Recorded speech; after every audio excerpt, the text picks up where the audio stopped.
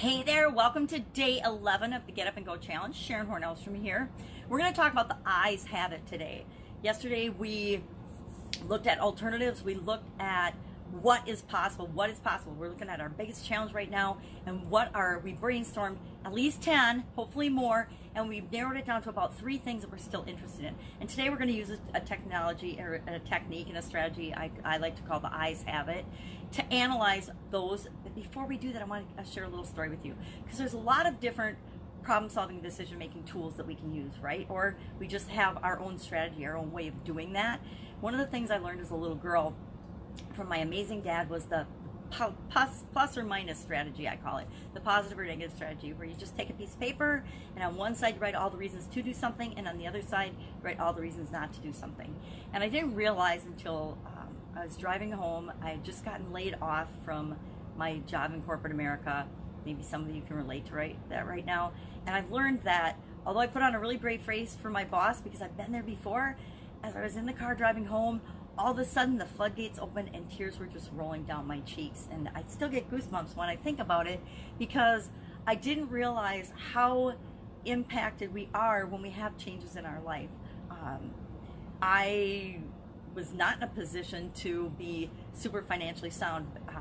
Up to that point, either my husband or I, one or the other of us, had pretty much always been laid off while the other one was working throughout our life together and throughout our career. And my husband had recently lost his job, so me losing my job was pretty devastating. You know, I wondered, what are the kids going to eat? What are we going to do? We had just built a new house, and I was like, how are we going to pay for our house? And I was all worried, and all the things that our brain feeds us and that we think about when we have a change or something traumatic that happens to us. So I'm crying, I'm sitting there, I still have my hairnet and my helmet on, so people are looking at me, my mascara is running down my face, and they're like, what the heck? And as I'm wiping the mascara off my cheeks, because it's like getting to my mouth now, I'm like, all right, well, this isn't working for me. Number one, I have to drive safely in traffic. Number two, I just noticed I was feeling worse and worse and worse, and kind of going down this black rabbit hole, this very dark place. I'm like, okay, well, that doesn't feel so good. So I turned on some music that I like. I can't remember what it was. It was probably some Pink Floyd or something, because I always liked Pink Floyd. And I listened to that for a few minutes, and that started to change the way I was feeling about the situation. And I started doing this plus or minus thing in my mind, because while I was working in corporate America, I had had some businesses on the side. And I tried different businesses, lots of different businesses, more than I like to admit. And some had been super successful, some had been, you know, pretty blatant failures. But for quite a while, I'd been doing an Italian food business with my sister, one of my sisters on the side. And I started doing the plus and minus thing. Okay, what's the advantage of getting another job? And I was looking at it, do I want to get another job? Or after, you know, this was probably my 5th or 6th big job in corporate America, where I had to start all over again. And it's kind of exhausting. It is exhausting. And so I was weighing the pros and cons. Do I want to go job hunting? Do I want to look for another job? Versus, do I want to maybe give it a go and just focus on a business, having a business of my own, where I feel like I have more control, and I'm not going to fire myself, right? I'm not going to lay myself off. No matter what, I'll figure out how to make it work. And so I was actually using that little tool, plus or minus, in my head. So by the time I got home to tell the kids and to tell my husband, I wasn't, I was a lot calmer. I wasn't crying, and I wasn't upset, and I wasn't feeling bad about the situation. And I realized that no matter what I did, if I decided to go job hunting, or if I decided to hop into the business and discuss that with my sister, either way I had options, right? I wasn't dead in the water. We weren't going to die. We weren't going to starve. The kids weren't going to go without anything if I could make sure that happened. But like I said, we were in a tough financial spot, because we had just spent everything we had building our house, and we didn't have our normal cushion of any kind of financial reserves or things. And of course, this was happening, you know, right as the recession and the economy was hitting in the 2000s. So it was definitely a traumatic time, which is kind of what we're all going through right now. And that is just a simple, one of my favorite and all-time tools is just plus or minus. Sit down and make a list of what the advantages are to doing something and what the disadvantages are, and paying attention to how it makes you feel. That was the biggest thing.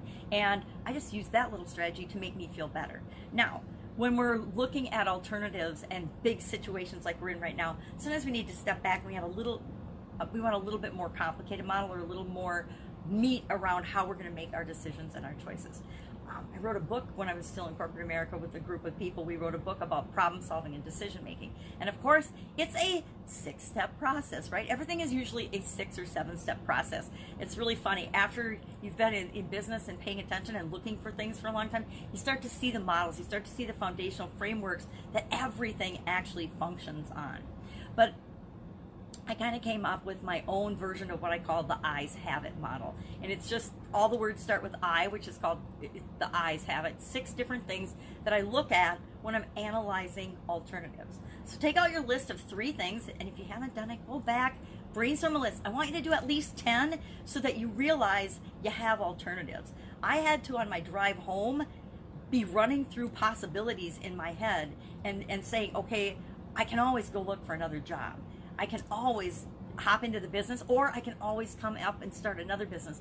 And just coming up with those 3 things made me feel better, because I realized it wasn't this or that. We weren't going to go bankrupt because I had lost my job. And now we're looking at this longer period of time where people are out of work. Guess what? We don't have a debtors prison in the United States. If your business is shut down, or if you've lost your job, now is the time to do like I did and focus on, what can I do? And so one of the things we can do is move forward, personally develop, put in place the plans and the things that we want to do to improve our life, our skills, and to improve, if we want to go out and get another job, we want to be more skilled than when we entered this quarantined, safer at home zone. And we want to be, with respect to our businesses, we want to be prepared when we can open those businesses again.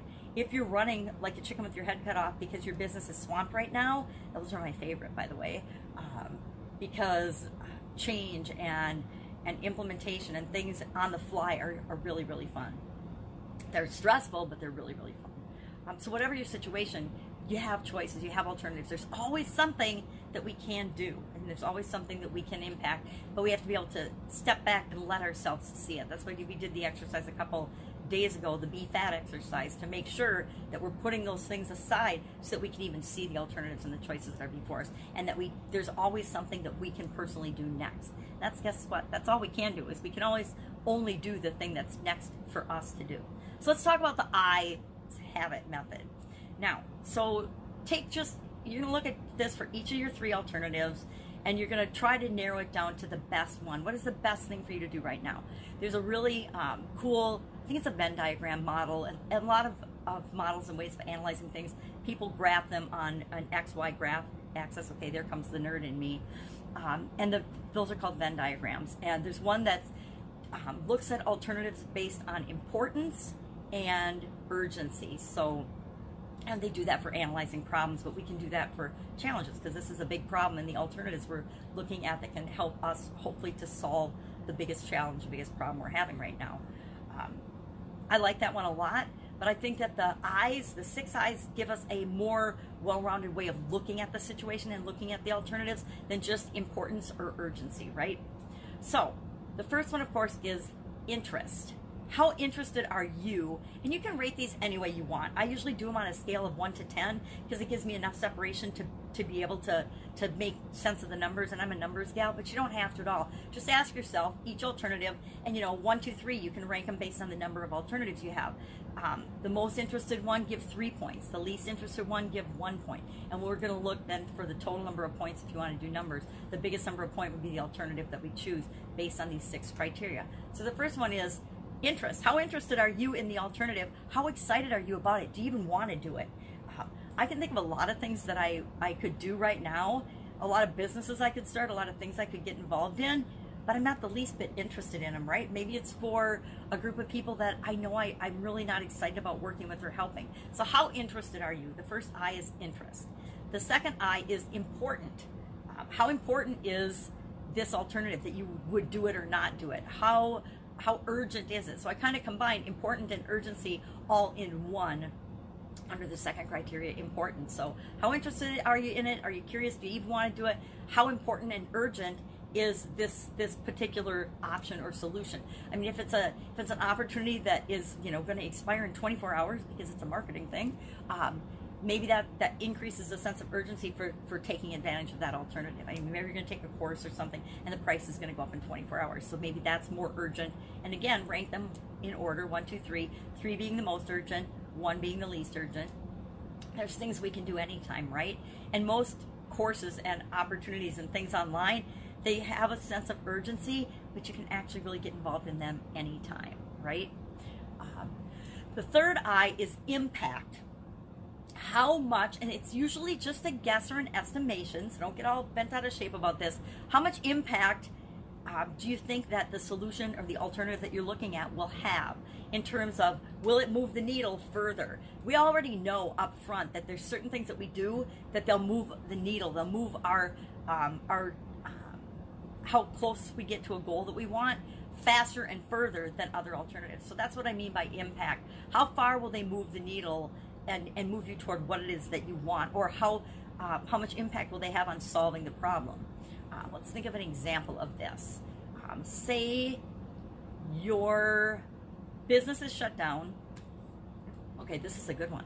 Let's say your alternatives are your business is shut down and you're trying to decide if you're going to close your business and just go out of business for once and for all, if you're going to look at maybe selling your business, or maybe you're going to do what it is that you need to do right now to set your business up for massive success when you open up again. Each of those different alternatives have a different impact, right? If you decide to shut your business right down, that's an immediate impact, but it's probably a negative one. How do you feel about that decision or about that alternative? And you want to do that then with each of the alternatives. So impact is how far will it move me toward, and say you absolutely love your business and you don't want to shut it down. Well, then that's like a big impact one, but you don't want to do it, right? So score accordingly. The next one is intensity. So we've got interest. How curious or how interested are you in the alternative? How important is it? How urgent is it that you take advantage of it, or that you do it now? What's the impact? How much and how close will it move you toward what you want? And make it move you toward what you want, right? If shutting down your business doesn't move you toward what you want, then that gets the 1, right? And then the figuring out what you need to do right now to make sure your business kicks butt and takes names when you open up again, that would be your 3. So intensity is, how hard is it going to be to do this? How hard are you going to have to work? How much energy and effort are you going to have to put into it in order to get this alternative going, or to make a step toward doing and implementing this alternative? The fourth one is the initial and then the ongoing cost. What's the initial cost in terms of money? And maybe money, yeah, let's just do money because we'll do implementation time. What's it going to cost you, and do you have those resources available? If you do, great. I'm not going to knock the ducks around. If you don't, can you get that? Can you be resourceful and get that? But what is your estimated initial cost? Probably if it's huge and you don't have the resources, that's going to get a lower ranking than the other alternatives. The 6th I in the I's have it is implementation time. How long before you can actually do something or take an action toward the alternative that you're looking at, and do this for all 3. Some things we can do right now, right? If part of what one of my choices is I'm going to take a course or learn something, maybe it's a 6-week course, but I can start today. That implementation time to start doing that is like right now. Then there's other things we know, if I'm going to map out a process and a procedure, and I might need some experts to help me do that to make sure my business is in better shape later on, that might take me longer than 6 weeks, and it might take me 6 weeks just to get an expert to even look at and help me with that thing. So we want to look at how long is it going to take us to implement the alternative that we're looking at. So it's a little complicated, but I'll make a worksheet for it, and you'll just go 1, 2, or 3 for each of your alternatives, and you'll add them all up. You'll figure out what the number is, and that's how this is actually called. It's a version of the nominal group technique, where you look at all the alternatives, you rank them, then you add up the numbers, and whatever number has it ranks then the alternatives in A, B, and C order, or 1, 2, 3 order that you should go out and do them. Now here's the thing.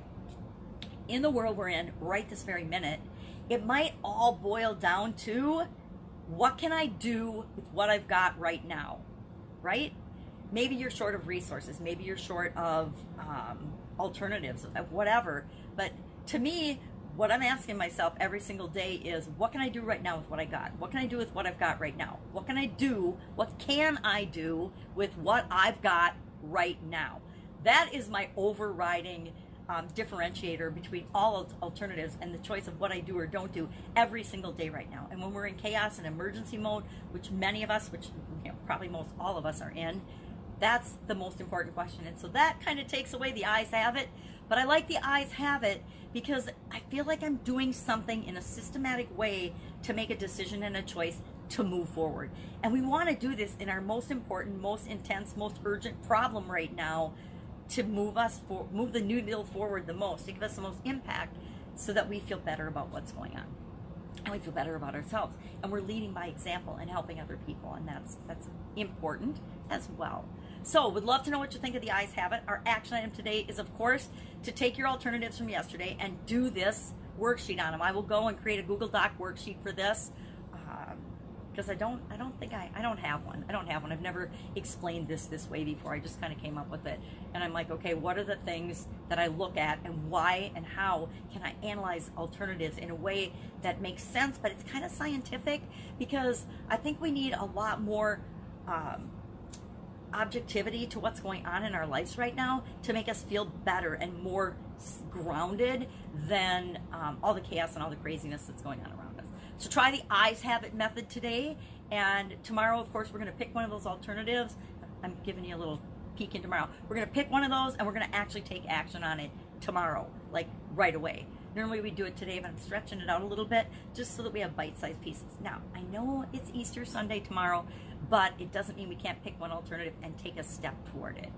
That's it. Have an absolutely amazing day. If you have any questions about this or the eyes, or why you would and how you would look at each of those different things and analyze them for your particular situation, just ask in the comments below or message me, Sharon Horne-Ellstrom, and I will be glad to help you out.